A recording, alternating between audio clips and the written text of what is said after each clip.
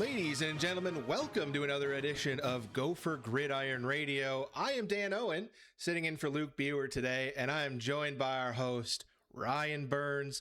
Ryan, how you doing today? I'm well. I'm glad that we're about 2 weeks out now from your Gopher football team being able to take the field at Huntington Bank Stadium against everyone's favorite Eastern Illinois Panthers prior to that Mississippi State game. But I'm just happy we're 2 weeks out, Dan. We've been able to get a couple practices in media wise, which is why we're here today, folks. Is we figure that between myself and talking with people behind the scenes, Dan has been there at both Gopher practices. It's time to talk. What have we learned? It's one of those episodes, I guess, Dan, where it's what I think versus what I know. And what have we learned from the first couple of weeks here of fall camp for Minnesota? And it's a little bit of what do I think I know I've learned from the first few weeks, right? Yeah. This is Yeah. going to be maybe the only time in our shared history that I've actually got a leg up on you in terms of practice count. So I'm Yeah. thankful for your little vacation getting in the Mhm. way of you being able to be at the first open practice. I am excited though. Today was the first day it really sank in that college football is coming up on us, because today was the first time I had to tell somebody I am busy on Saturday, not this upcoming Saturday, but the next one, with week 0 football when that kicks off. Couple good games on the schedule. And I always enjoy week 0 because we don't have a game. So I got no responsibilities. I'm going to be kicking back, drinking a few beers, maybe having a couple slices of pizza. Yeah. I mean, it sounds like a heck of a Saturday to me. Yeah. It's weird to have you, as you said, with the leg up on me because with the full transparency sake, we don't really find out when definitively the media practices are that we get to go to. Now the fans get to go to two, including a second one that as you're listening to this, you may look down at your calendar and say, well, when's the next open one, Ryan? It is Thursday, August 20th. So if you're looking and saying, oh, that might be today or the day before, it's at 5:30 in Huntington Bank Stadium. You get to, if you want to, head down there, check it out. There is a school supplies drive that if you want to help out folks that are a little less fortunate, you can bring some school supplies. They'll be there. You can drop them off. And also for the kids or anyone after practice, the Gophers 10 captains are going to be signing autographs for 10, or I think it's for a half hour. Half hour, yep. Yeah, a half hour following practice. So from folks such as Drake Lindsay to Darius Taylor to Anthony Smith, if you want to have meet them, if you want to talk to them, have them sign a piece of memorabilia, it's free. So they're trying to entice you to come out because it'll be 2 weeks exactly until the opener. But going back to the media part of it, we only get to see one more additional practice than you guys. And that's where we found out, and it was less than a week away. I already had a pre planned vacation with my father to where I'm not going to miss that. I've got Dan, I've got Ryan James. They were over there covering it. You can read thousands upon thousands of words. Dan's lovely photo gallery as well, quotes, all of that for the lovely folks of gophergazette.com. Lovely and handsome and beautiful people, might I add. Smell very, very good. And it's 60% off still through the opener. So I know we are one of the top selling folks in the network. We're very appreciative of all of you who have joined us. But again, 60% off an annual. Join that today. But for those of you who want to be freebies, I'm going to try to entice you with Dan to talk about what we've been talking about in the Gopher Report, which is what have we learned? So, Dan, I'm going to lead this to you and say, where do you want to begin? Which side of the ball? I mean, you know what? Let's change it up a little bit. We always go offense, defense, special teams. Okay. Let's start with the kickers, because that might actually be the most interesting topic we have to hit here. Special teams is Mhm. is your I know it's your favorite topic, but we are now looking at a kicker situation. Dare I say, a kicker controversy? Probably not. Probably not controversy. That might be overstating it a little bit, but um, a surprise third entrant into the kicking competition has appeared. Burnsy, what's uh, what's the latest in terms of Mr. Brady Denneberg back in a Gopher uniform? Yeah, I know some people hear that name and they might shudder a little bit, which I'm apologetic of. But the only Gopher that has been able to benefit from this Ohio or Colorado judge injunction thing, which let me just say off the bat, if you're confused, I'm also confused, and I do this every day, and people pay me to try and figure it out. And from talking with different Gopher staff members here in the last week, I would tell you there is the other shoe that could drop at any moment where the folks from the 2022 class who had an additional year of eligibility put on them by this Colorado judge, they don't know if they're going to be eligible to play in 2 weeks' time. Now, until we know any more, they're going to be practicing. And that's where the only Gopher who could benefit from it was the Gophers place kicker from last year, Brady Denneberg. The good news of it is he was a very effective kickoff man, helping PJ Fleck employ his favorite strategy, which is kick the ball out of the end zone, as Minnesota has historically been top 3 in the Big Ten in touchback percentage. He's got a huge leg. And when you look at where he was from 40 yards and in, as a certain Minnesota staff member put out to me, he was pretty effective. He only missed 2 field goals last year. The issue is the further he gets away from the goalposts, the more he doesn't really know where it was going, which is why he went 2 of 7 from 40 plus yards last year, missed some pretty crucial kicks that would have affected games, did affect games such as the Northwestern one. So I think the thing that myself and everyone listening to this, Dan, is trying to figure out, and I know that we've had this conversation. So if we're having it, I feel like people want to listen to it, which is how much of this is trying to read into tea leaves that the kicking competition between Alexandria's second year kicker, Daniel Jackson, the Daniel DePrado handpicked transfer from Michigan and Beckham Sunderland, is not exactly going well, which is why Minnesota has elected to bring back Brady Denneberg to push them versus Minnesota's just trying to take advantage of the rule. Because the reality is it's somewhere in between.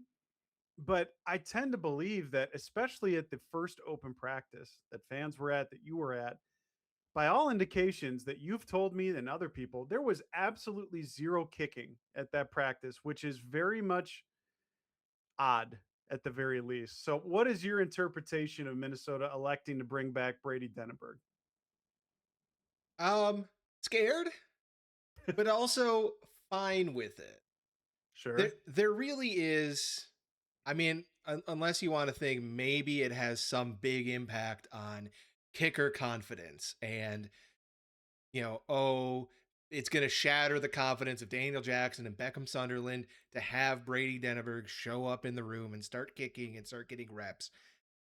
Unless you think it's going to go down that dark path, Hmm. there's not really much in the way of downside to bringing him in. Like you said, it's this is the one guy Minnesota had the opportunity to bring in, and he is. I mean, we at least know that he is capable of doing something for the team. He's a kickoff specialist. Awesome, he can do What a that. bar to clear there, by the way. Yeah, Yeah, that's yes, fair. Okay. low bar, but it is a bar that we know he Mhm. can clear no matter what. And I thought that Daniel DePrado made a really good point during our media availability recently, where he talked about in the old days, back when rosters were 120 and you had 85 scholarships, but 120 total guys could be on the roster, you had all kinds of specialists. I mean, I remember it, and I'm sure you do too from back in those practice days. You'd have a whole band of 3, 4, 5 kickers and punters just kind of hanging out, being weird, watching Jeopardy, doing the things that make specialists oddballs and Mhm. ducks. But as DePrada pointed out, that was the old world. Then when Congress steps in, or not Congress, this was one rule the NCAA. When they brought the roster size limit down to 105, big asterisk on that because it's not actually 10. It's a very soft 105. It's like the NBA salary I cap. was about to say, I think Minnesota's at 110-ish right now, somewhere around there. Yeah, so it's 105. Mhm. Big heavy Yep. air quote. It wasn't atypical to have a third, fourth, fifth kicker on the roster. So having Denneberg step into the room and just be a presence and be a participant, it's not weird and it's not strange. So I don't mind them bringing him in. I just think it's going to be a matter of what actually shakes out in the competition. You mentioned they didn't do kicking for the first time I in my entire memory. We didn't see a single field goal kicked that first It's odd. open practice. It's very Mhm. odd. Second open practice that was just open for media, we did see place kicking happen. To his credit, Ray Denberg looked good. He, They it all was looked good. fine. I don't remember them missing a single kick of the 10 or 12 that they took in that time period, but the interesting part about again, because we don't get to see very much. Now I can ask around and behind the scenes, we'll get into plenty of that. But Brady Denneberg was like one of the first to take kicks. Now I don't know if it's just because DePrado wants more looks at him, but I would also say he didn't miss a kick, including the final kick, which was a 50-yarder that he smoked right down the middle. I mean, it's a dangerous game to look at practice reps and the order guys take them in 100%. and ascribe that to be the pecking order or the depth chart. Yeah, I mean, it was noticeable. So Yeah. it Yep. might be that he ends up being your kicker. I just hope. Well, I shouldn't even say hope. I'm confident that Minnesota's kicking room has more talent in it this year than it did last. Do you think that's a fair statement to make? I might maybe well, maybe you say no. I'm out on a limb here. Oh, it's a good question because Denneberg returns, Daniel Jackson returns, who the evidence that PJ Fleck didn't see enough from him in practice. Now, Daniel Jackson was a first year guy, and so maybe he was very inconsistent. But it's just like Denneberg was so inconsistent from 40 plus. And it's not even as I explained to somebody over there last week down there off 15th Avenue. Like it's not even necessarily what he was when you let him attempt it. Think about the ones that Minnesota didn't attempt from 46 or 50 or whatever it was because they weren't confident. So then you put an offense back on the field that already wasn't good in short yardage situations. It's just you think about the points they left on the field that maybe they didn't even attempt to trot the kicker out from. Now, I would agree probably that they have more talent because we haven't even talked about the handpick guy, Beckham Sunderland, who double sleeved up, MLS's own. Very interesting situation with that guy. But I just can't happen to not have your mind. Now, again, maybe it's the Minnesota sports person in me that just immediately goes to the worst conclusion of this, which is, Denneberg's going to come back and win the job. Now, I would tell you, I don't care how practice reps go. I don't really care what the outcome is unless you see like 6 consecutive missed kicks, which, okay, then you take note. But this is such a mental position. We've talked about it with Luke on this podcast for such a long time where it's, you just don't know what they're going to do until the lights come on.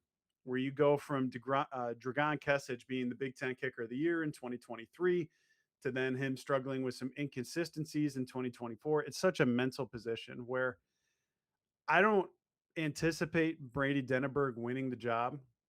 I think it's going to be Beckham Sunderland, who is the DePrado handpicked transfer, and we'll see what happens here. But if the case that happens is we're making a lot of assumptions that that Brady Denneberg is even going to be eligible to play. I think if Brady Denneberg is eligible to play, he's going to be the kickoff guy. Why? Because he's got a huge leg, and accuracy doesn't necessarily matter as much when you have the entire width of the field to kick it, as long as it goes out of the back of the end zone. Two, it takes reps off of the leg of Sunderland or Jackson, who can just focus on saving those right footed kicks and bullets for field goal attempts. I mean, that's what I think happens. But the reality is, Daniel DePrado, who is Minnesota special teams coordinator, guru, whatever you want to tell him, is has a track record, at least at New Mexico and in his previous stop, that he knows how to get these guys lined up. And he knows how to get the snap, the spot, the execution of the kick accurate. Now, I don't know what my bar to clear is, which was part of why, and Dan knows this because he was sitting there. I asked the question to PJ Fleck and Daniel DePrado of, I know for the bit of this podcast, the bit is I hate special teams. I don't, which is why Not, they gave up. it's not a bit. You do hate special. Tough to say. Tough to say, really. But I've I sat next asked to you in the Fleck, press box. I know you, man. I've yeah, learned you. well, we'll see. We'll see. Different year, new me, trying to change my best with a necktie mentality, right? is I wanted to ask them, and I did, how do you quantify what successful place kicking is? Or like how should I quantify it? Because again, I'm the media jackal that I understand has a large voice in this market. So how should I quantify it? I mean, tell me how I should do my job with what is college kicking and successful. Like it's a very difficult and slippery slope. And they kind of got it. They didn't give me like a specific percentage or anything. Again, you can go read those quotes at Gopher Gazette, but I feel like it's just like, can you be? I mean, what if I told you that whoever the kicker is makes over 60 percentage of their kicks from 40 plus? Because we're coming off a season where they made, I think it was 29% of them. So if they double and hit from 60 plus percent from 40 plus, is that good to you? I'm happy with that then. Yeah, I mean, what? How many? I think it was 7 kicks from 40 plus, right? I think Brady Denberg was 2 of 7 from Correct. 40 plus. Yep. If that number is 4 out of 7, great. Like I this is college kicking. Well, think about it. Even like think about that statement of the Northwestern game specifically. Yeah. If you would have just hit 2 40-yard field goals, the game would have at least been tied if you hit one. But two, you would have won the game because you would have scored 41 points Yes. and you would have walked off in Wrigley Field like you're Pete Crow Armstrong in this thing. I know you're more partial to Mark Grace, but here we are. Okay. Yeah, little But little Ryan Sandberg, 90s baseball lovers. I did think it was interesting. And you asked PJ about what does success look like in the kicking game.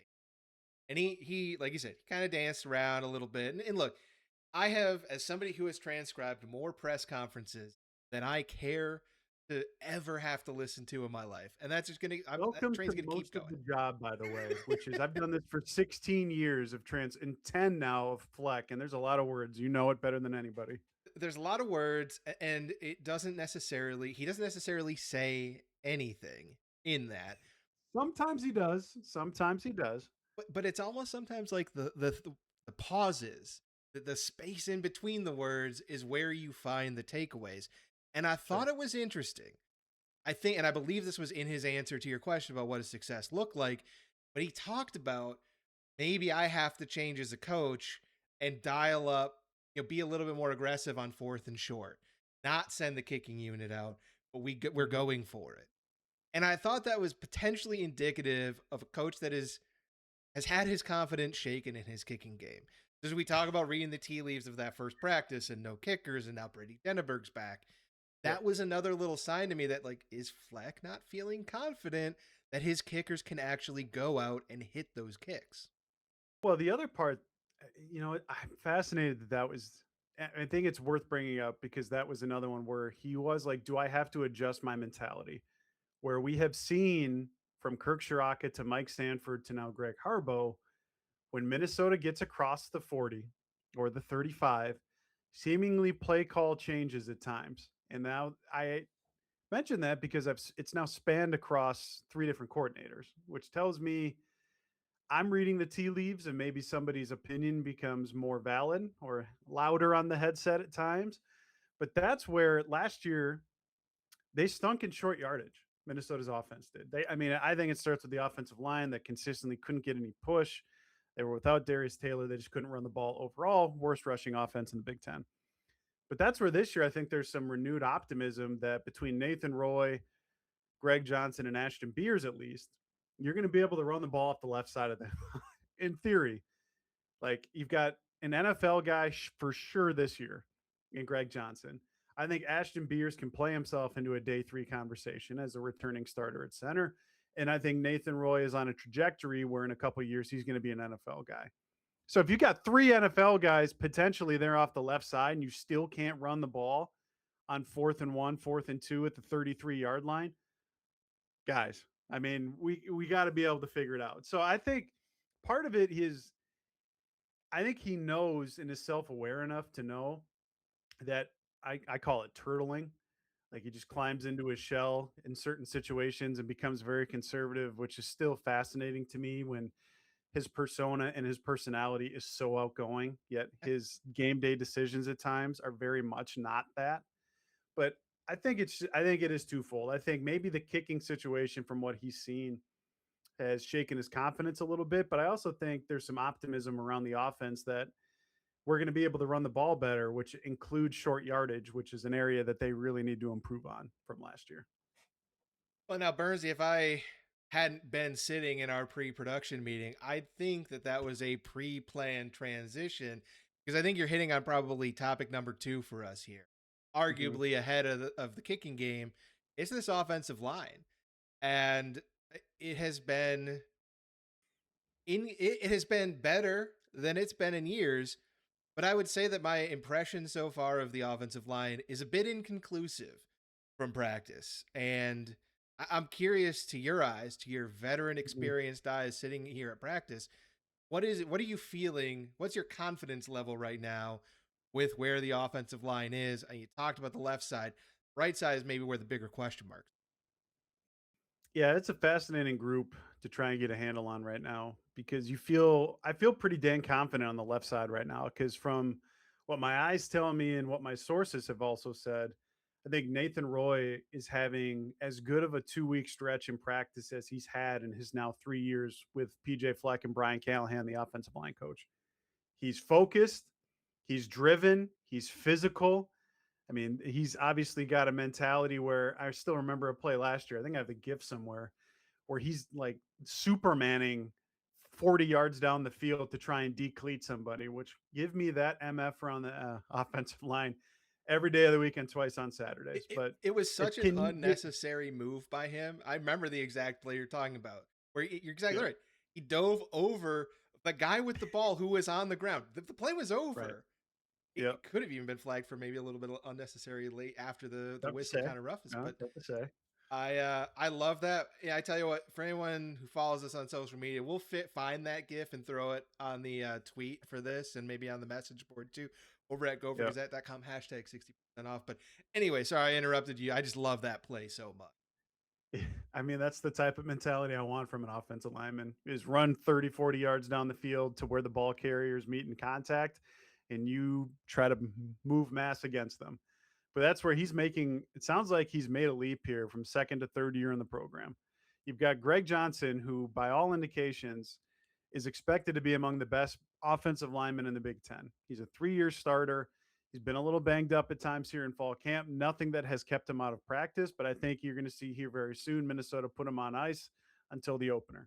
You've got Ashton Beers at center, 5th year guy. As I said, some expectations. I was talking actually to when I was at practice the other day, there was an NFL scout there from, I'll say, an NFC organization. And I asked him about Ashton Beers. And there, like I said, there's some talk about him as a day 3 guy. So it is interesting to kind of get their perspective about it. But we saw them at practice open holes against what I am going to assume until it's proven otherwise is an above average Big Ten defense that, especially in the front seven between Anthony Smith and Carter Menz and TJ Bush and Maverick Baranowski, should be pretty okay at stopping the run. Now, we'll talk defensive tackle there in a bit, but they were opening holes. And that's where, whether it was Darius Taylor or Ryan Estrada, TJ Thomas, like they had some holes to run through. And I think the other thing that it's tough not to glean from is it didn't seem like there were a lot of glaring MAs, MAs meaning misassignments up front, where immediately when the tailback gets it, you remember at times last year that the tailback would get the ball and there'd be a guy in his face, like 2, 3, 4 plays a game, and it would just completely derail the offense. Didn't see that. Now, again, we've been at 2 practices of what have been 16. So as I remind myself, and I remind some people on staff, like good days, bad days, but you got to stack days one way or another. And so you're trying to win the day like it's match play in golf, where at the end, after 16 days, you want to be plus something compared to minus something. So I think, a little bit more optimistic on the offensive line. Now, a lot of it's going to come down to what do they do at the right side, where unfortunately I was at practice and I witnessed Brett Carroll, who is a 30-year player competing for playing time, go down with a lower leg injury. Doesn't sound like he'll be returning this season. We'll see what Flex says about it later this week, but that takes him out of the competition. And that means I think there's a realistic chance that Tony Nelson, strongest man on the team, Tracy, Minnesota's own. I think he's going to be starting at right guard, but I wouldn't be surprised at all to see Jaden Ball, who is a Purdue transfer from a couple about 16 months ago, third year player in the program now. Sounds like he's made some steps. I wouldn't be surprised at all to see them rotate. And then depending upon when Bennett Warren, who is the Tennessee transfer at right tackle, can get back here from a minor knee thing, again, nothing structural, anything like that. I think he should be back here within the next few days. But if he can come back and push DJ Ship, who is a second year player, who is, again, he was the juice jersey guy at practice when we were there. Now, for those of you who are like, what on in the tomfoolery is PJ Fleck got cooking up where you guys are referencing a juice jersey? For those of you who want to get caught up to speed, in year 10, Fleck has implemented an orange jersey that a different player will wear at every practice on the offensive side of the ball and one from the defensive side of the ball. So, say there's a Tuesday practice. The offensive staff will get together afterwards. They'll pick who is, the best player at practice that day. And then at the subsequent practice, which says Thursday in fall camp, he is wearing an orange jersey, essentially saying he did great. Defense, come after him. Offense, come after him. And he's setting the example. And that's where it was interesting that DJ Daniel Ship was the guy at right tackle, because I think it's important that Minnesota finds enough stability there where Greg Johnson doesn't have to move there or rotate there, whatever it may be. So I think there's a lot left to be decided at right guard between Tony Nelson and Jaden Ball. I think there's plenty left to be decided too between Bennett Warren and DJ Ship, which, what would your thoughts and feelings be if Minnesota rotated guys at right guard and right tackle?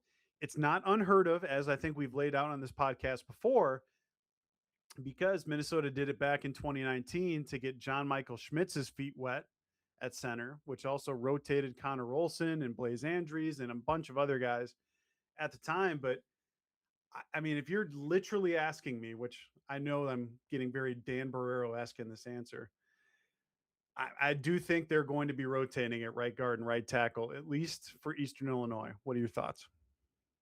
If it's only for Eastern Illinois, which in theory is your cupcake tune-up game, you have an opportunity to try things.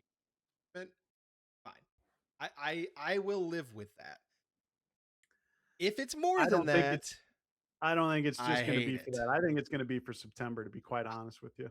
I fear that it's not going to be only for that, and that would be my concern, because Okay. Burnsy, you love your little quiz questions. I got a quiz question for you. Oh, God. If you got two offensive guards or two offensive tackles at one position, how many Yep. offensive guard or offensive tackles do you have at that position?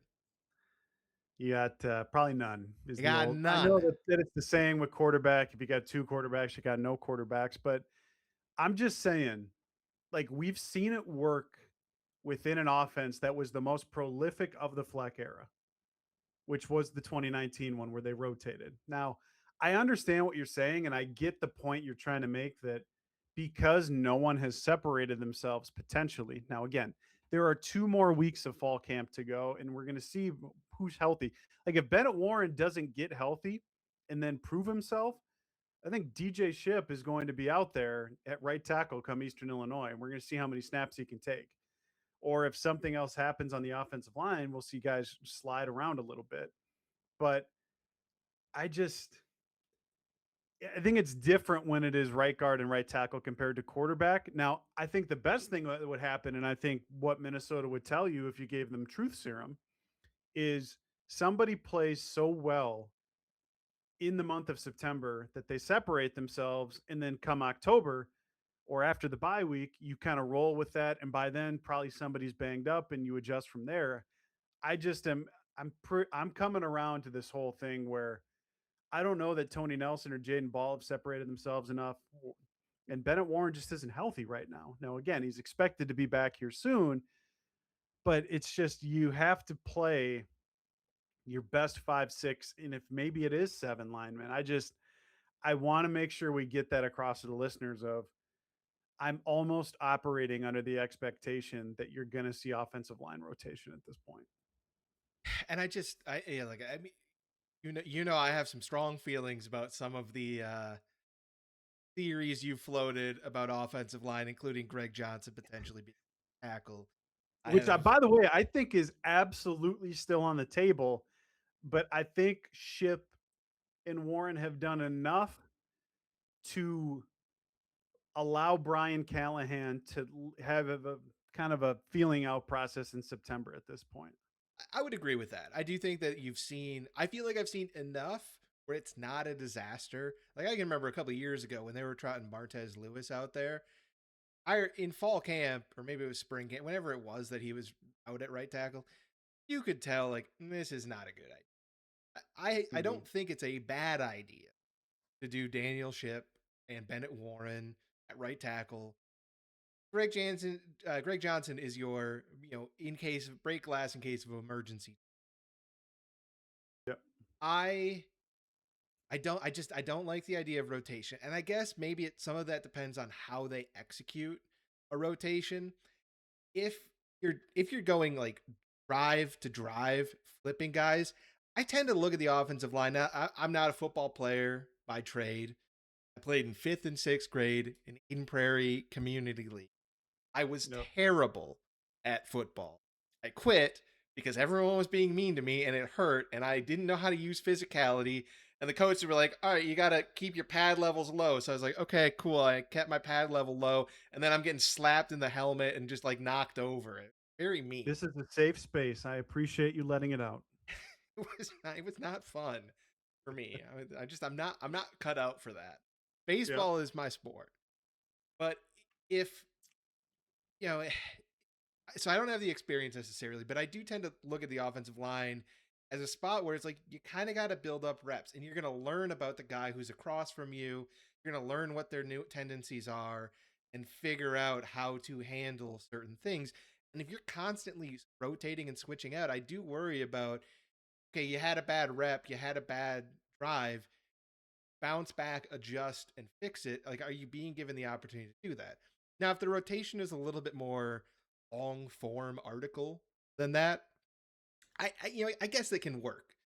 I think that can be okay, and it can be fine, and it can work out, and we can experiment and try to figure out who is the right combination of five guys to put on the offensive line.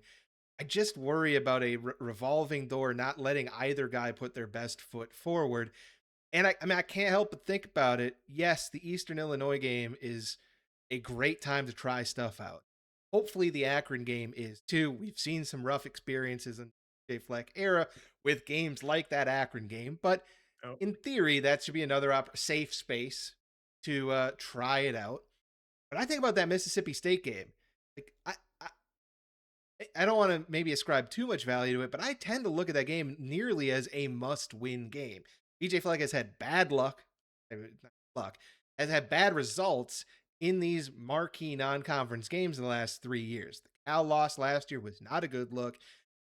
At North Carolina, I could live with that one, but the home game against North Carolina, it's hard to walk away from that game not feeling like that was a game Minnesota should have won and they didn't. Uh, Right. Mississippi State, that's a winnable game, tough game. You gotta have this stuff buttoned up on the offensive line if you're going to beat them, in my opinion. And I'm worried if you're doing a big, heavy rotation there. I don't concerned about what is your result going to be. That spooks me a little bit, and I just if the plan is rotation all through September, let's forget about the fact that like Washington week 4 also a super important game for the Gophers if they want to have that ceiling type of season. I'm not sure there's enough room to do a month-long rotational, we'll figure it out kind of thing on the fly. Yeah. Yeah. Again, it's something that is very much to be determined yet. But I'm just telling you, I'm getting people prepared for it because I think it's the most likely scenario, and we'll see how it bears the fruit. Because I think the left side can be enough to where you can lean on them, but it's going to be on the right side. Can you not have the glaring MAs that derail drives where it's first and 10, you try to do an outside zone to the right guard misses immediately, and it's second and 14.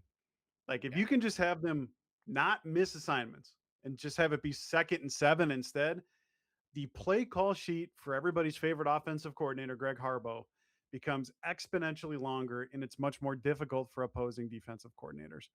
Now, Yeah. here's the question I want to pose to you, and I'll give it to you wherever you want to take it here. What is one area of the offense that you're more optimistic about today than you were 3 weeks ago? That's a good question. Mhm. It's from the offensive side of the ball. It feels like a cop out answer, but I think I'm going to say Drake Lindsay. And I feel like Interesting. it's a cop out because I was already really confident in Drake Lindsay, Hmm. but I did I did have some misgivings, some foreboding sense of concern because we have been through the first round Gopher quarterback hype before. Everyone who's been around long enough remembers Mitch Leidner getting talked about as a first round quarterback, and that proved to be Sure. ridiculous. I remember Yeah. Tanner Morgan getting talked about as a first rounder quarterback. And it's like, oh, maybe. And 2019 was a high watermark for him, and it went backwards from there, and it wasn't that good. Granted, not all of that was his fault, but I can't help but think about that. And so with Drake, I was optimistic about the overall future, but and maybe this kind of ties in not just with Drake, but it's the passing game. But I was optimistic about Drake's long-term future, but is he really going to show that growth this year? And is Minnesota going to be able to figure out how to take advantage of Drake, get explosive plays? And I feel like through the two practices we've seen, it has been a pretty resounding yes. Drake has clearly leveled up his game to the best hopes that I might have had for him this season from what we've seen so far. Again, two practices, all sample size, but he looks really good. He looks confident. He looks sharp. He has a command of the offense he didn't have last year. He's moving in the pocket more confidently. Every bit of his game looks good. But I'm also seeing him connect down the field with wide receivers that are open on a consistent basis. Every practice I think we've been to, I've seen Minnesota hit a deep shot or two, and it's the thing that gets everybody excited. And whether it's Dalen Wright or Malachi Coleman, you hit the one big deep shot, and everyone in the practice recap thread is talking about, oh, we got one, we got like Yeah. this is big, and it's like, well, yeah, but that was one play, and then I didn't see Dalen Wright at any point after that in practice. Now, Malachi Coleman, kind of in and out a little bit. It never really pops. Minnesota doesn't have that one guy that is just consistently superstar dominant. They don't have a Randy Moss type of wide receiver that's going to be out there. But Minnesota's Hmm. offense is consistently connecting on 15 plus yard passes, 20, 30-yard passes down the field. Enough so that right now, this is not the most confident I've been in the wide receiver core because last year I mistakenly was confident in the wide receiver core. But this is, I think, the most confident I've been in Minnesota's ability to complete passes down the field in that explosive range kind of territory. It's interesting that you say that about the receivers because the area I want to go is I feel better about the receivers today than I did 3 weeks ago. Where I'll tell you, I didn't really care for PJ Fleck going on BTN here this week for that episode that aired comparing Noah Jennings to Rashad Bateman to an extent, which I really look. I feel like this offseason I've been the king or the captain of the ship that has been trying to direct the Noah Jennings one into port here. But to hear Fleck compare him at least somewhat to Rashad Bateman, don't like that, buddy. Do not like that. The only thing that is essentially similar about them to me is they were the number 13 and they have some playmaking after they catch the ball. Now, I will be the first to continue to say, and I feel like this will be one of my bold predictions when, as we get closer here, I'll write a bold predictions one where, by the way, these are not supposed to be correct because if they are, they're not bold in my mind. But that's where I feel like it's bold to say I think Noah Jennings leads the team in receiving yards. I just have I understand the skepticism where he didn't do much with Brennan Sorsby at Cincinnati and his transfer up from Charleston Southern to Cincinnati last year. I get it. But I think there's a pretty realistic chance in my mind that he could break Javon Tracy's catch, receiving yards, I don't know about receiving touchdowns because I think receiving touchdowns are more fluky than what people think, especially with how I envision Drake Lindsey's targets going this year. But I really like what I've seen from Noah Jennings in terms of after the catch, where he has the speed to get open, but then it's if you can hit him in stride, he can then, if there's a safety above him, he can make one move and make a miss too. Now, where this goes hand in hand with is I do think you're going to have four guys potentially essentially cannibalize one another because I've gotten the question of, well, Ryan, do you think there's going to be 1,000-yard receiver this year? And I don't because I think you have to remember if Darius Taylor is healthy, which it's an even year, which means he'll play in double digit games because the angry running back DD is not going to smite the running back room because it's not an odd year. He's going to catch 40 to 50 passes. I mean, that is just like clockwork the way it's going to go. And then he'll surpass Little Canada legend Chuck Rios to become the all time leader in running back receptions. Like, you have to remember he's going to catch 40, 50 balls. Noah Jennings is still there. Jalen Smith, who at the scrimmage this past weekend walked away with the juice jersey. So he must have had a pretty good day. And I know that the drumbeat for him has been there during fall camp that he's kind of turned a corner to an extent, hopefully, in year 3 in the program with consistency, something he struggled with last year as a redshirt freshman. And then you've also got Javon Tracy there. Plus, you've got the two true freshmen of Hayden Moore and Quade Hendricks in the mix. I think that they're going to cannibalize one another. But I think that could be the beauty of why I believe the offense should be better this year is there's not like one alpha with Daniel Jackson where you knew he was going to get 12, 14, 16 targets a game. Well, I think the thing that you would hope for this year is the depth of the room is going to allow you to where if somebody's got a lockdown corner and they just decide to take away Jalen Smith that day, okay. Well, hopefully Javon Tracy or Noah Jennings, Hayden Moore are ready to go because they're going to be the beneficiaries that week. So where I'm at right now is again, I'm as optimistic about the offense as I've been in the 4 years of Greg Harbaugh.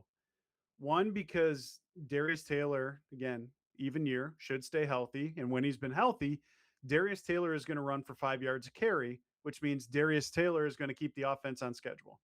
Now, I've got some questions yet about how does TJ Thomas make the transition up from Elon to the Big Ten? How does Ryan Estrada, who has been healthy compared to Zeke Bates here in fall camp, which means I think Ryan Estrada is going to get some carries against EIU and we're going to go from there. You know, I just there's still questions I have, but I am at a point now where I'm drinking the Kool-Aid as much as I have been about the offense because I think the offensive line can hold. Now, like not in terms of get a penalty, but I think they can hold up against what we've seen, if not move mass, to where if I'm seeing guys on the offensive line get to the second level against this Gopher defense in practice, again, I think the Gopher defense should be pretty good. So if they can do that in a game and Darius or whoever can get to the second level untouched, I mean, we're going to be cooking with some pretty hot fire here. And then if you have a run game, guess what? The play action pass goes hand in hand with this whole thing. So, I mean, that's where I've walked away. And I think where I'm at a couple weeks out here is, like I said, I am as optimistic as I've been because I think it all goes hand in hand from Drake returning to his center returning to Greg Johnson to the receivers to I mean Darius is such a huge part of this too where I am optimistic that this can actually be the explosive and efficient offense or at least the most efficient and explosive offense we've seen of the Harbaugh era. Yeah. In the Harbaugh era, I'm on board with that. I don't think it's going to surpass 2019. I don't either, but all he needs, by the way, to have the second most, if we're going to have to put a statistical part about this, because everybody disagrees what a good offense is. If Minnesota averages 28 a game, I think they would be the second highest scoring offense in the Fleck era. And then I think it's 391 yards a game to also be the second most, again, total yards behind the 2019 one. So if you're looking for a benchmark here, again, we can compare it to the other Harbaugh eras, but I just think that they've got the tools to do it. which now they actually have to go out and do it. Yeah, and yeah, to kind of revisit some of the things you talked about there, and you mentioned DJ Fleck on the BTN show talking about Noah Jennings and throwing out the name Rashad Bateman. I think for every reason you laid out after bringing that up, you're dead on right. Of like, well, it doesn't feel like maybe the most Which fair again, I'm comparison to put in. anybody expecting him to go like 65 catches for 1,100 yards and 10 touchdowns. I will say, as the conductor of the Noah Jennings hype train, that is not what you should be shooting for with Noah Jennings this year. Right. You should be shooting for what, say, Javon Tracy did last year, which is break every transfer receiving record so far, which was like a 37 catch season for 470 yards and 6 scores. If you get that from Noah Jennings this year, I feel like I'm taking crazy pills by even saying that that's going to be it, because I've been trying to tell Gopher Gazette people the entire offseason. Like, I guess of the guys, this is my guy because no one believes that he can make the jump. But I think it's an Elijah Spencer, who, by the way, is the now volunteer wide receiver coach and is back. And I think I've mentioned this before on the pod, but he's helping out with the receivers, trying to get into the coaching game. And it's one of those stories where in college football, where it's in an era where it's so transactional. Again, Elijah Spencer in year one with Minnesota, it did not go as planned. Inconsistent drops, didn't get the playing time. And instead of hanging his head, pouting, blaming other people, he put his head down, stuck it out at Minnesota, and was rewarded, which I love those stories in this era of college football because it's so easy to just blame others, hit the portal, try again elsewhere. He stuck it out, and now he's stuck it out so much to the point where he liked it so much where he's trying to learn under Fleck. So heck yeah, man. It is one of the best stories, at least in Gophers transfer, as long as that might be for now. And it Yep. is the fun asterisk to the Javon Tracy transfer wide receiver record book. That record book goes, I think, 4 or 5 years, so it's not a deep history book right now. The It's not. context within it is appropriate, so that's fair, but figured I'd mention it. Yeah, I mean, it is not the highest bar in the world for Noah Jennings to clear. I'd agree with you. I think that is a realistic or a reasonable expectation for him. At least as for a hope where we hope he lands. I Mhm. I will say, I know you're all aboard the Noah Jennings hype train. I I will take the under on your placement within the wide receiver hierarchy That's of, fine. is he, if I'm picking a wide receiver, the guy that has impressed me the most this offseason, and it's not just because he's probably the single best player interview outside of maybe Anthony Smith, and I really appreciate that as the guy that cuts up all the videos. He actually gives me some stuff to make shorts with. So thumbs up Mhm. there, Jalen. But I'm taking Jalen Smith. He Okay. has, I mean, look, small sample size disclaimer, 2 practices. But of the 2 practices I've had a chance to see, he is the one guy that was consistent in, like, consistently showed up in both of them. Like that Sure. first practice, Noah Jennings, he was in the juice jersey, so you got to assume he had a great practice the day before, but he didn't really pop at all. And to your point, it's a deep room. That's kind of, I think, a representative sample of what that room's going to be like, where a guy goes from the best at practice across the entire offense to being a relative non-factor the next game, the next day. But Jalen Smith is the one that's popping to me, and I was really high on him as a freshman last year. I know you were too. Mhm. We were side by side on the bandwagon for him, but he had some inconsistencies. I think that first game under the lights uh shell shocked him a little bit, where it was like, ooh, this is the lights are bright, the stands are full. He had some Yep. drops that I didn't really see during fall camp a year ago. And then of course we've talked about it here on the podcast, the injuries, they happen. That slows him down a little bit. He has a great close to the year. I'm seeing him having taken a step this fall compared to where he was last year. Really high on him last year. I'm not giving up anything on him. He'd be my pick for the top wide receiver. Yeah, I don't disagree. I Again, I think it's those two in a tier. I think it's a small tier then down to Javon Tracy. And then I think it's a tier down to the Hayden Moores and the Zion Steptoes, probably another tier down to Quade Hendricks at that point. But I do think it's just you're going to be spreading out the ball a little bit more. I think you're going to see more receivers on the field this year. Because I don't know that Minnesota knows necessarily what they're going to get from tight end because all of those guys are green, inexperienced from Julian Johnson, Jacob Simpson, Caden Helms. You got Pierce Walsh returning, and we'll see what they do with Roma Voss. But I think you're just going to see more receivers because they probably have more confidence in them. Now, before we switch to the defensive side here, I do want to give a plug that we are now less than a week away until the live event down in Prior Lake at Launchpad Golf. I know that we've got, I think, 20, 30 plus people who have already signed up for free. It is going to be Monday, August 24th, kind of 6:30, 7 o'clock ish. It'll be myself, Luke Buer, Gopher Gurus, Daniel House. We're going to be doing our annual All Big Ten draft, to which I am the two-time reigning champion of that. And so we'd love to have you guys come out and try and entice you a little bit more here to use that free link to sign up.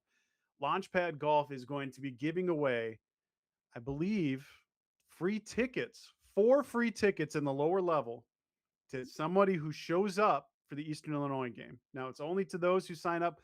Like I said, it is free to come. You're going to get a voucher to come back for free golf down there in Prior Lake and come hang out with us. I even think that I've been enticed into some of you folks, lovely and fine, handsome, beautiful folks.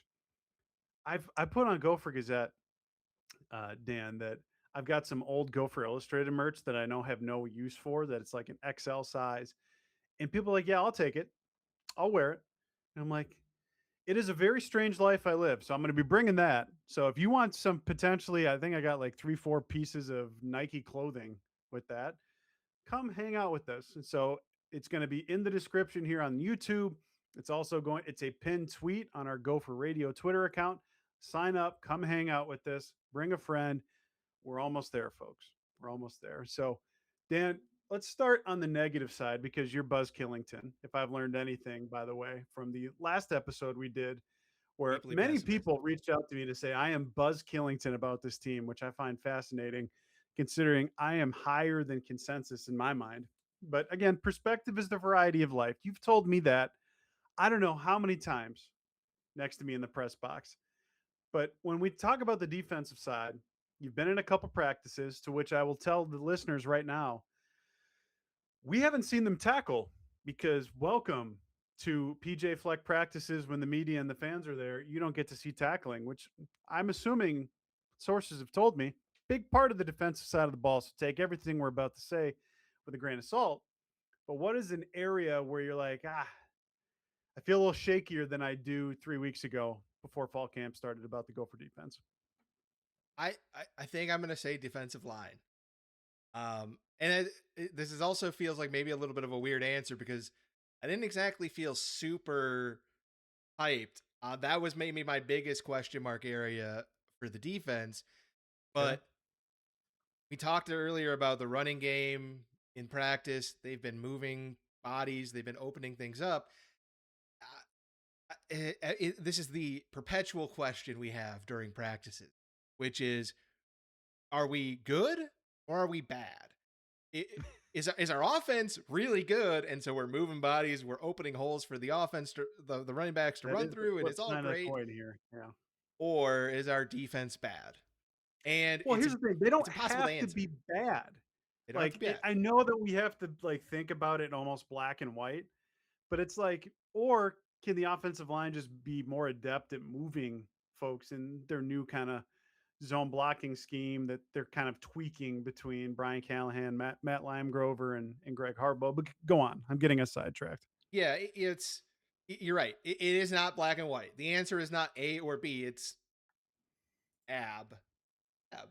Oh, workout. You know, we're working out. We're getting a 6-pack here. Love that. I surprised myself with that. Didn't know where that was going when I started talking. But when I look at the defensive line and I think about the offensive line versus defensive line reps we've seen, I am Mhm. getting a slight sneaking suspicion that Minnesota's defensive front is not going to be quite as good as I was hoping. which again, my hopes weren't that high, but do feel like some of that running success is coming at the expense of my confidence in the defensive line being able to lock up blockers, plug holes, and just let Maverick Baranowski and whoever's next to him at the linebacker spot go to work. The defensive line is concerning to me, and as a sort of outgrowth of that, I will note that the sense I have, again, I'm not sitting there in my notebook checking boxes and scribbling down tallies, and I'm not Daniel House. I don't have a stone tablet that I'm just recording all of Gopher practice history into. All right, Moses. But my sense is that when the defense is winning reps, more Mhm. often than not, it's coming with blitz. And that's great. I think that is going to be a core component of what Danny Collins does. But I'm concerned at just the general balance of, was that defensive rep one because they brought exotic blitz, or they brought unique looks and threw extra guys at Drake Lindsay into the box, or was it one because they went 4-on-5 on the front and somebody won and they got in defense? Now, granted, A, no tackling, B, very limited reps that we've actually seen ones versus ones, full 11 on 11, go at it Right. as hard as you can. A small sample size, but it's just this little nagging thing in the back of my mind where I'm sitting here thinking, I was hoping to see a little bit more from the D line, and I just, especially the defensive tackle position, haven't really seen it in our two practices yet. Yeah, I get that. Um, I guess I'm a little bit more bullish that Anthony Smith and TJ Bush and Carter Menz can still wreck drives, which can put you in passing down situations, which is where Danny Collins wants to be, because then he can get very multiple. Now, I think the area, this is going to be very nitpicky, is I do wonder if Danny Collins didn't simplify it enough, where I feel like there's still too multiple at times, where you've got so many different sub packages, and that is going to be a big part of what they do as a defense, because they're trying to get the best 11 players on the field. But the way that you're going to deploy Matt Kingsbury versus Emmanuel Carmo, very clear and different strengths and weaknesses. Or when you're going to be putting Jalen Hicks out there at defensive tackle versus Riley Sunrum, I think, are different run versus passing down situations. And so I know that Minnesota wants to get as many defenders on the field in the right situations, but there's just going to be a point in which you also got to just kind of narrow it down into who are your best 11, 13, or 15 guys. Because I even think about, especially on the back end, like we've seen plenty of Aiden Gooseby at nickel and safety. I haven't really seen him at corner, which I think is interesting, because I think Aiden West, which maybe we'll get into here a little bit later about what we like a little bit more than anticipated. But my worry here is that Minnesota's still too multiple at times, which can essentially lead to some of these MAs where at home last year we talked about it. Like they were giving up under 2 touchdowns a game. Like you're going to win a lot of those games, which is why they did. But then you went on the road where, yeah, you faced some fantastic offenses in Oregon, Ohio State. Iowa was an offense that I think was underappreciated, especially by this fan base, which I understand. But like, even like, they just had these MAs at times where you just had guys up wide open. And I don't want to have guys wide open, which we've seen at times. So maybe that's very nitpicky, again, from 2 practices, or even asking some folks behind the scenes about this stuff. But my hope is that they're not too multiple as a defense, to where, yeah, you want to have sub packages for different things, but you also don't want to have guys running wide open down the field because somebody was confused on something, which I get flashbacks back to the Northwestern game about. So, Yeah, that any thoughts Northwestern and game feelings was. about that one? Yeah, I mean that Northwestern game does stick out, and a guy that I had higher hopes for this year than what I've seen in those two practices, Emmanuel Carmo, They got caught up quite a lot in that game. But I Mm. have another quiz question for you, Oh gosh. Ryan. If you've got three linebacker twos, how many linebacker twos do you have? Well, here's I don't think see, I think we view linebacker beside Maverick Baranowski a little bit differently. Um, if you're asking me right now in mid-August where I'm at with them, I think Kingsbury is in a slight tier by himself. I think then I drop down to Carmo and then I drop down to Joey Gerlach, who why Dan mentions three there instead of two, which might surprise some people, is because at the practice we were at, Joey Gerlach, the pride of Woodbury, which pains me as an Oakdale person, because that's the only thing people know about Oakdale is we are the poor people north of them, and we are the poor people drinking the 3M polluted water south of Matamidi, the home of Tommy Olson. If I'm So being honest with you, I couldn't have guessed in a million years that Oakdale apparently has a rival with Woodbury. I did not know that.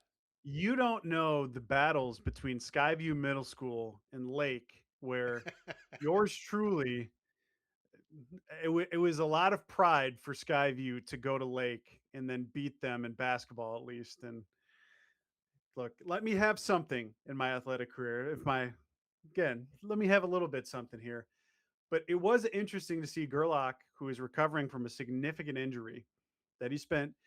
It's one of those feel good stories where behind the scenes, I had both offensive and defensive guys at Big Ten Media Days talk about how there's now a kinship between Joey Gerlach and AJ Turner, of all people, because both of them have spent the last 8 months together in the training room recovering from significant offseason surgeries to the point where the running back and the linebacker, who probably most times aren't spending a lot of time with one another off the field, have now become really close because they've spent so much time together. Again, that's one of those stories that, again, I think if and when AJ Turner and Joey Gerlach do something well for Minnesota this fall, you know that there's at least one guy on the other side of the ball that is watching and saying, heck yeah, man. I mean, you grinded for that. So, I mean, do you think so? You're at a point where you're ready to put Gerlach in there into that linebacker competition. I don't know that I'm at a point with that yet. I think so. I mean, at the first practice that I went to, I would say the reps very clearly were at Kingsbury, kind of the first man up, then Yep. Emmanuel Carmo, and then Joey Gerlach. Practice two, Joey Gerlach and Emmanuel Carmo flipped, generally speaking. And again, it's a rotation, and these are not necessarily prescriptive depth chart type of rotations for guys and reps. But look, maybe I'm going to be singing a different tune after Thursday night's practice, but as of right now, yeah, I think Joey Gerlach is in that mix.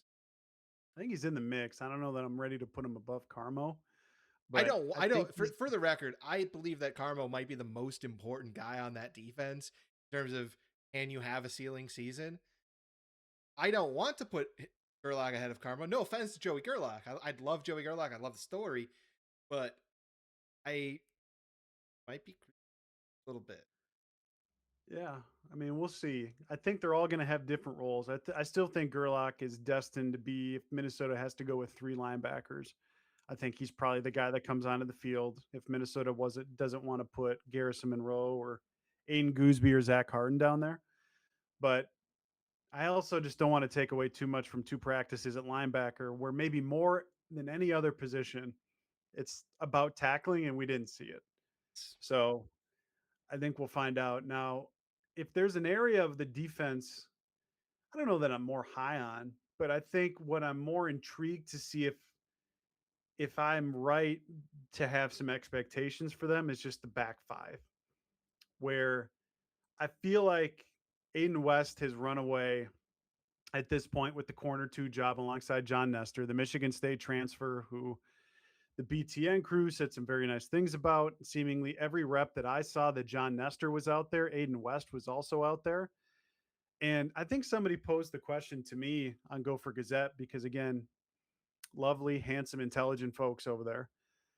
Is if I were to say to you that he would have an Ethan Robinson type of season from 2024, Are you at that level with him? Do you think that that's too high, too low, or where are you at with Aiden West right now?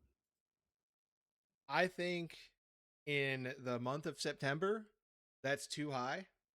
And I think by the month of November, it's possible. I'm not going to put the projection. It's possible that bar is too low. I do think that in aggregate, that might be a very reasonable comparison for Aiden West this year. He is young.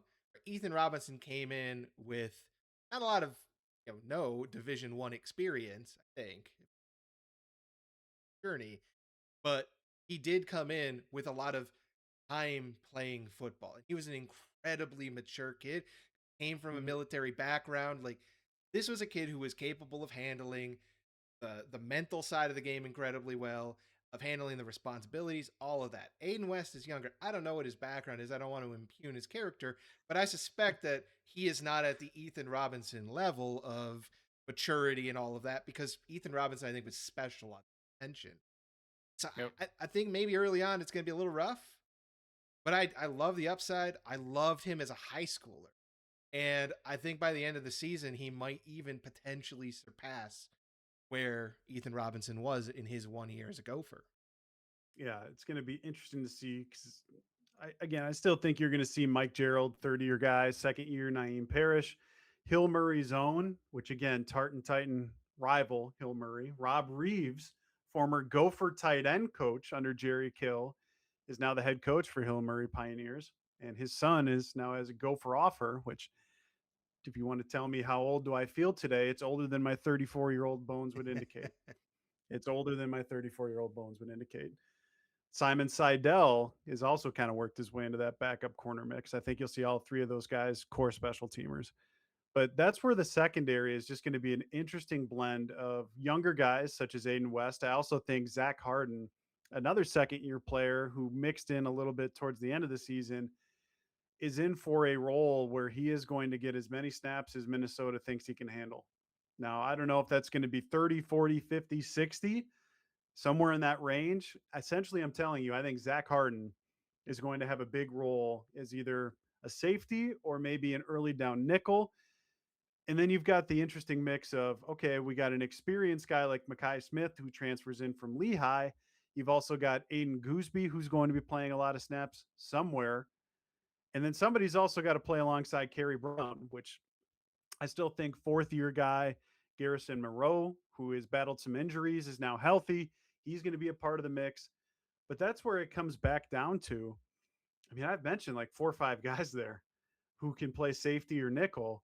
How do you mix and match them, but continue to keep all 11 guys on the same page with what the play is, what the check is going to be such a vital thing for Maverick Baranowski to try and implement is the personnel alongside of him to his right and his left on the second and third levels, whether it's at linebacker, nickel, or safety, it has to be communicated clearly of what the check is because the personnel is going to be rotating so fast and feverishly that Baranowski, I mean, it's already expectations upon him coming back as a 100 tackle guy, but and now his second year as Green Dot Man, like he's got to get this thing conveyed because they're just going to be rotating so many guys back there.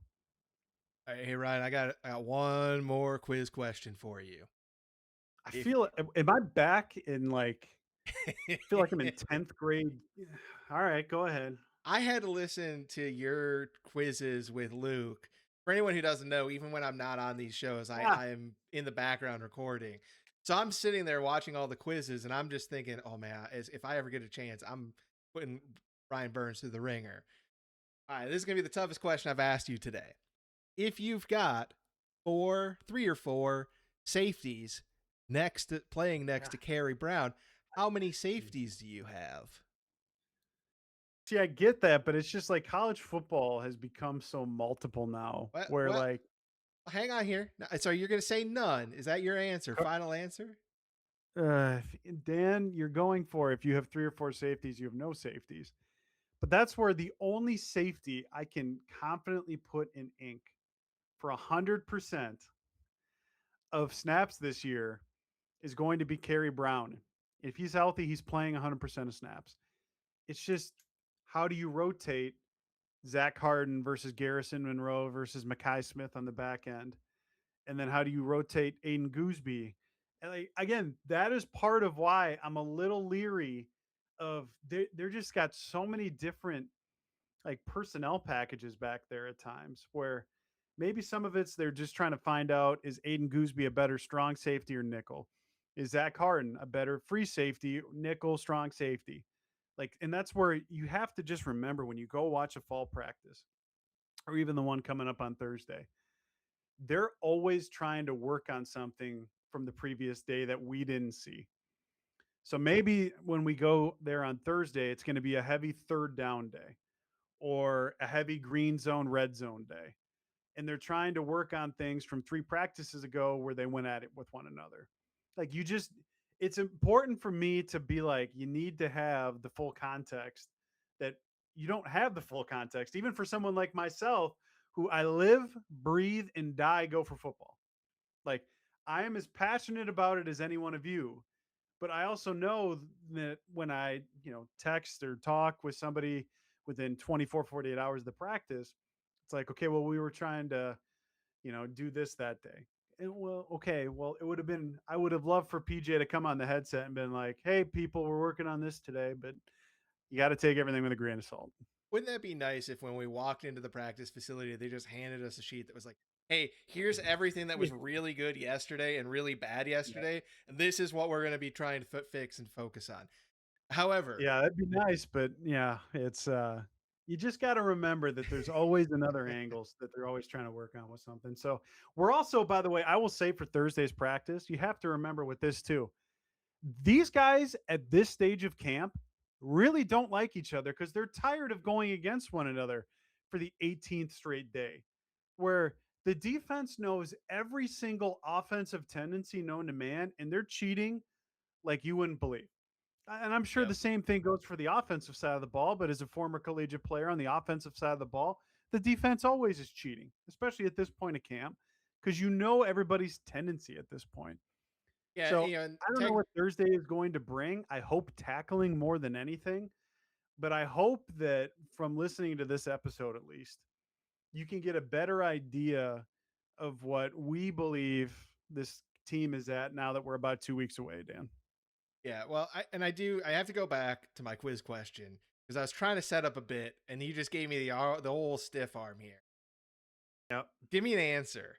How many safeties you have next to Kerry Brown if you have 3 or 4 safeties? Brown. You got 3 or 4 safeties. I'm going to take it literal. What do you mean? Dang it. That's the correct answer. You're supposed to say none.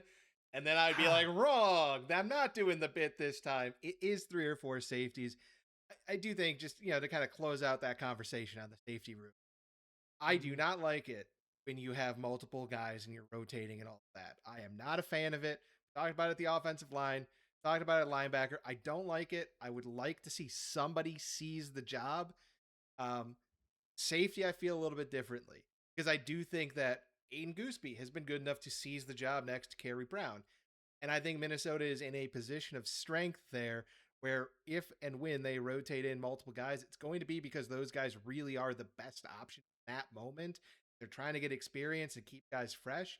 And it's going to be less about, I got half, 2/3 of a linebacker here.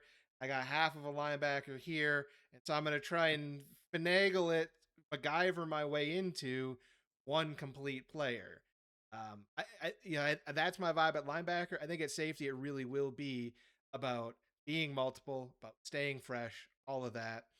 Zach Harden, I did want to note this too as I dig through my little mental notebook of things. Zach Yep. Harden, I will caution people on the Zach Harden hype train. Do not forget how hyped Tyler Newman was as a prospect, and then how bad his first year. Not good. Um, Yeah, I mean, you could go through it with Jordan Howden. You can go yeah, back through it with Antoine Winfield, even early on. And that's the thing with, yeah, and even an Aiden West versus a Zach Harden, is they're going to have moments where it looks great, but they're going to have moments where it's, oh, mental mistake. I'm out of position, explosive play allowed. And that just comes with the territory of an inexperienced player. And that's not to say that by November, Zach Harden is a much better player than he was in September. That would be the hope. But you just have to remember, as Fleck often says, and it almost pains me to use a Fleckism, is it's with 18 to 23-year-olds, it's not linear. It's just you hope when you look up from game 1 to game 12, every player got better. But you're going to have, like the stock market, highs and lows.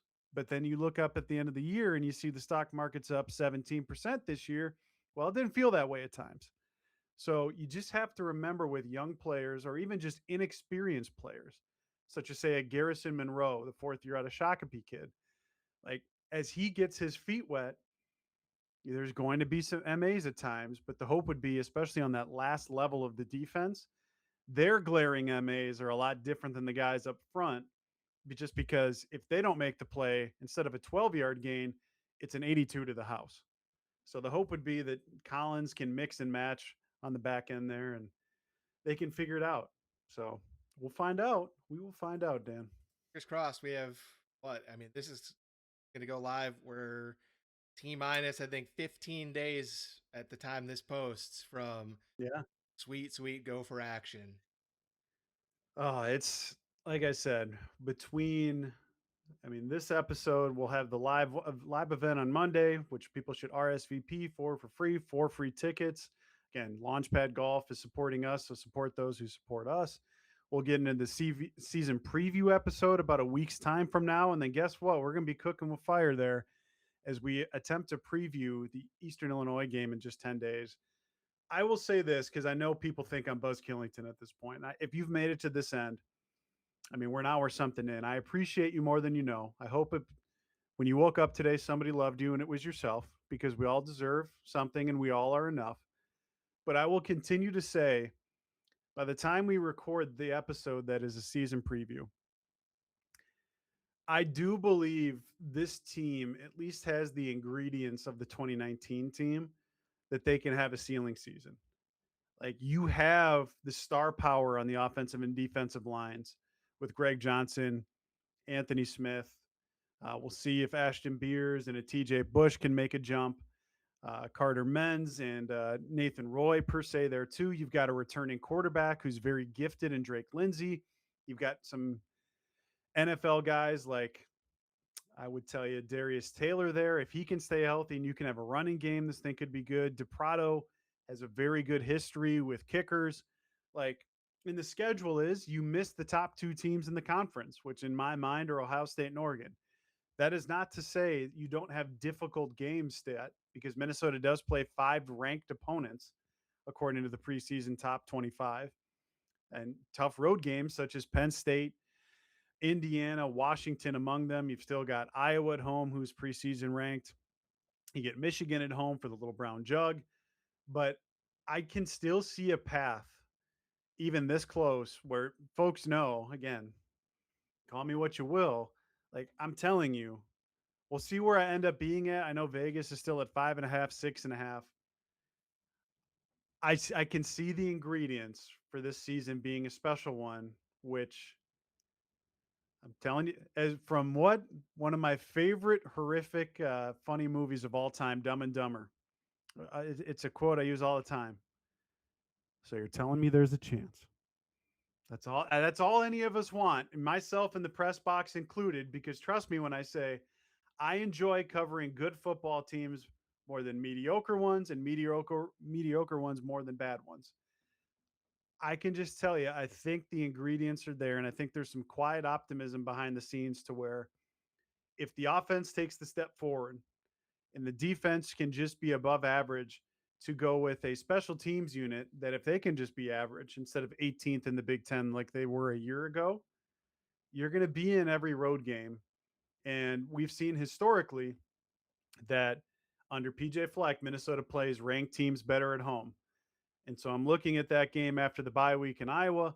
I'm looking at that Little Brown Jug game in early October. It's just the history is the history. So I'm excited. I know that we're at a point of fall camp where we're in hashtag best shape of our life season, where there's unbridled optimism across college football, and 'tis the season. but I feel like through the lens that I try to view it through, I can see it, folks. Now they've got to go out and do it consistently, including not lose the one game a year that Fleck has no business losing, such as say 2023 Northwestern, 2024 Rutgers, and last year the Northwestern game. But I can see it, Dan. I can see it. We're so close. We are so close. I mean, a chip in a chair, baby. A chip in a All we chair. want. You know, That's all you we never want. know. Objects in your mirror are closer than they appear. That's a good Um, one, Brewster. well, hey, again, I'll echo what Burns said. You guys listening, sticking around with us here throughout the whole podcast, we appreciate Yep. it more than you know. Um, if you're on YouTube, right down in the description is that link to RSVP for the Launchpad Golf event. Get yourself some tickets. Give yourself a chip and a chair to get 4 seats, section 110, row 12 to the Eastern Illinois game. And if you're sitting here thinking, well, I already got tickets, I'm a diehard Gopher fan, I don't need those. I would bet a neighbor, a cousin, a family member, a family friend, whoever it happens to be, probably doesn't have tickets. So if you've already got it taken care of, well, hey, bring someone else to the Gopher game, make some lifelong memories, some lifelong new Gopher fans. And while you're at it, also bounce on over to Gopher Gazette, take advantage of that 60% off deal for an entire year, or all about that commitment. $1 will get you in for a whole month, and it's just in time where when you get on the other side of that $1 for a month deal, you're going to get free access to Paramount Plus, where you can watch Gable Steveson, the pride of the University of Minnesota, and Apple Valley, I think it was, It is Apple Valley. in his second UFC fight. All included for being a member of Gopher Gazette. Never been a better time to check out the site. Head on over there. Thank you all again so much, and see you again in about a week.